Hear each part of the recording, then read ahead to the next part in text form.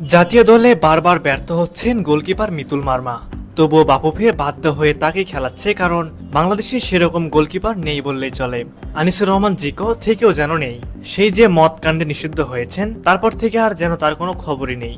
জাতীয় দলে তার মতো গোলকিপারের অভাব যে স্পষ্ট, তা আর দ্বিতীয়বার বলতে হবে না। এমন পরিস্থিতিতে বাংলাদেশে দরকার একজন বাংলাদেশি বংশোদ্ভূত গোলকিপার, যিনি বিদেশের কোনো একটা লিগে খেলে নিজেকে প্রমাণ করেছেন। আপনারা হয়তো ভাবছেন এরকম গোলকিপার পাওয়া অসম্ভব, কিন্তু আমরা যদি বলি বাংলাদেশের পক্ষেও সম্ভব এরকম একজন বিদেশি গোলকিপার নিয়ে খেলা, তাহলে কি অবাক হবেন? অবাক তো হওয়ারই কথা। চলুন কথা না বাড়িয়ে সেই গোলকিপার কে হতে পারেন তার সম্পর্কে বিস্তারিত বাকি ভিডিওতে জেনে নেই। ডিফেন্স, মিডফিল্ড কিংবা ফরওয়ার্ড সব পজিশনে বাংলাদেশ ফুটবল ফেডারেশন চেষ্টা করছে বাংলাদেশি বংশোদ্ভূত ফুটবলারদের অন্তর্ভুক্তি করার জন্য।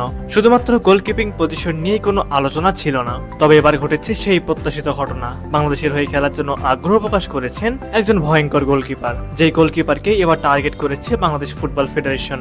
বাফুফে চেষ্টা করছে যে কোনো মূল্যে সেই গোলকিপারকে যেন বাংলাদেশে নিয়ে আসা যায়। সেই গোলকিপারের নাম হলো সাইফ কেরাওয়ালা। সাইফ কেরাওয়ালা 27 বছর বয়সী বাংলাদেশি বংশোদ্ভূত আমেরিকান ফুটবলার। বাংলাদেশি এই গোলকিপারের উচ্চতা 6 ফুট 3 ইঞ্চি, যা তাকে বাড়তি অ্যাডভান্টেজ দেয় গোলপোস্টের নিচে।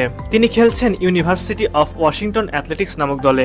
বাফুফে চাইলে তাকে নভেম্বরে দলে রাখতে পারে। গুঞ্জন রয়েছে বাফুফে ইতিমধ্যে তার সাথে যোগাযোগ শুরু করেছে। চলতি মৌসুমে ক্লাবের হয়ে বেশ দারুণ পারফরমেন্স করেছেন সাইফ। সাইফের ক্লাবের কোচ বলেন সে দুর্দান্ত গোলকিপার, তার প্রতিভা এবং পরিশ্রম তাকে সাফল্যের পথে এগিয়ে নিয়ে যাচ্ছে। সাইফের এমন ধারাবাহিকতা দেখে মুগ্ধ বাংলাদেশের সকল ফুটবল সমর্থক। সাইফের সাথে খুব শিগগিরই বাফুফে অফিসিয়ালি যোগাযোগ করবে বলে জানা গেছে।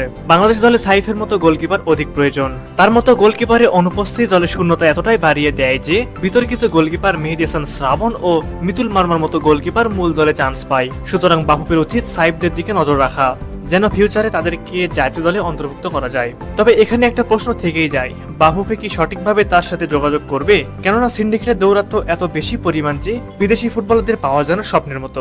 সুপ্রিয় দর্শক, আপনাদের কাছে কি মনে হয় এই বিদেশি গোলকিপারকে কি পাওয়া সম্ভব? অবশ্যই আপনারা এই বিষয়ে আপনাদের মূল্যবান মতামতটি আমাদের কমেন্ট করে জানাবেন।